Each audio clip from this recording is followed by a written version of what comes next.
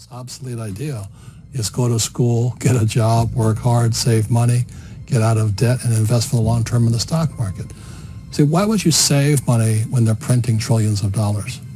The gap between the 1% and 99% is massive. You see, it's not just money. You have to step back and look at the bigger picture. So what do you do?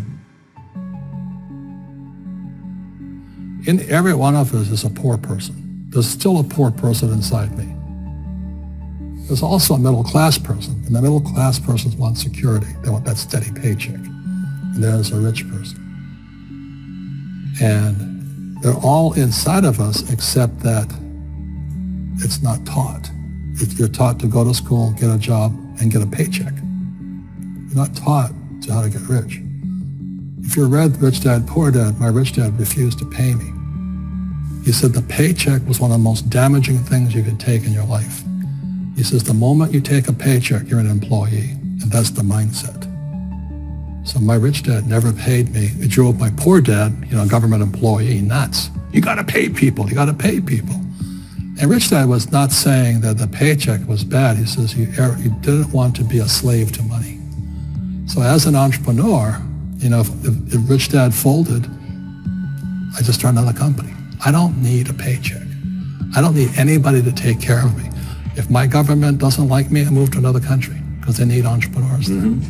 So the entrepreneur is not so much the business. The entrepreneur is really the mindset and the skill sets and the different set of rules. You see, I don't operate, small business does not operate in the same rules as big business. Entrepreneur is a mindset first, a skill set, and rules. And depending upon whether you're an employee or a small business, the rules are different. The mindsets are different. The skill sets are different. If you could say one thing to somebody who has never been an entrepreneur and they're thinking about making the leap of faith into becoming an entrepreneur, what could you tell them? Well, I'll just tell them the same thing that happened to me. My last paycheck, I still remember it clearly. It was one of the worst and the best days of my life. And I was in Puerto Rico.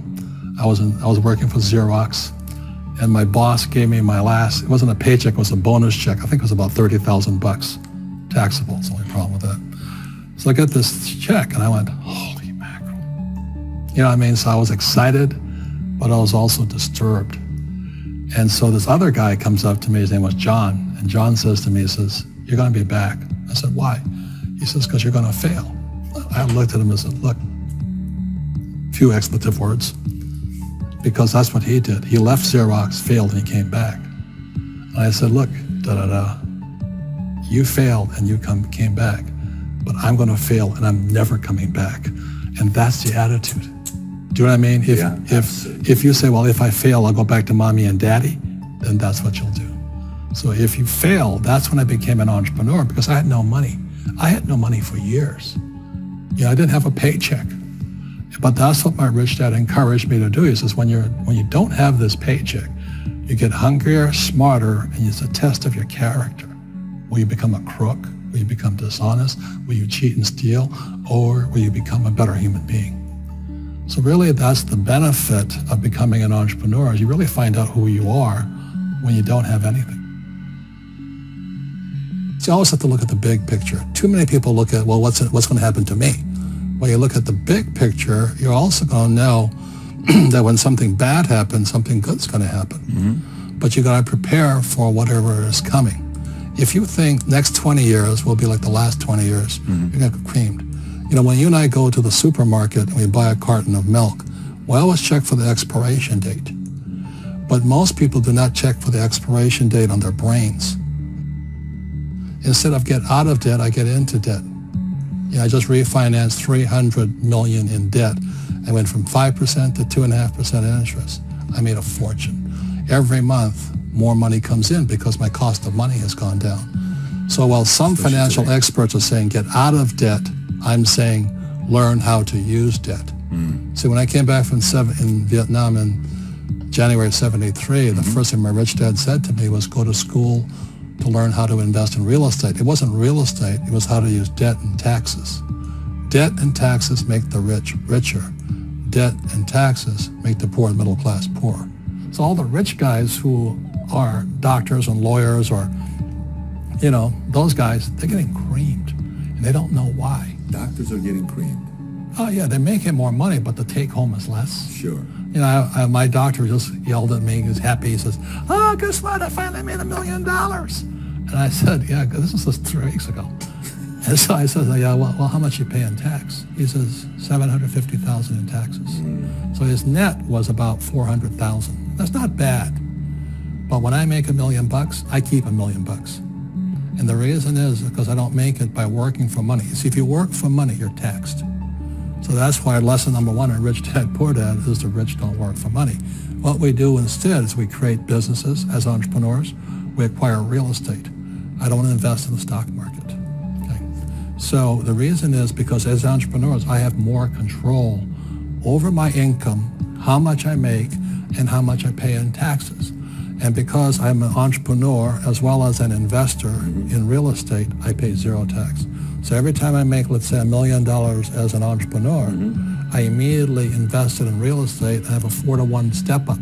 So I put $1 million in real estate, I get $4 million from the bank. That's why I love banks. But the banks are screwing everybody else, terrible, but it's good for me. That's why you said when you print, it's good for you, but when you print, it's bad for people that work for money. Because when you print, savers get creamed and people who work for money get creamed. When they print, debtors get rich. You see, debt and taxes make the rich richer, and debt and taxes make the poor middle class poorer. When we have obsolete ideas, we get obsolete results. So what's happening for most people, the idea of going to school, getting a job, working hard, saving money, getting out of debt, buying your house because it's an asset, and investing for the long term, is obsolete. The world has changed. The world changed in 1971 when President Nixon took us off the gold standard and money became debt. What if we get rid of school? Then what would happen? Would it be better if we had no educational system at all? No, I'm saying education is more important before. It's just obsolete. There's Moore's Law which states information doubles every 18 months. In other words, everything's obsolete 18 months. So, and this is just a recent phenomenon. So when you come out of school, you're already obsolete. And that's why I'm the old guy, I meet my friends who went to Harvard. Yeah, I went to Harvard. I said, yeah, that was how long, 50 years ago? Today, the banks are charging you interest to save money. In other words, banks don't want your money because they printed too much of it. And that's why there's this bubbles in stocks and bubbles in real estate and all this. People are dumping the cash. Because as I said in here, savers are losers and cash is trash.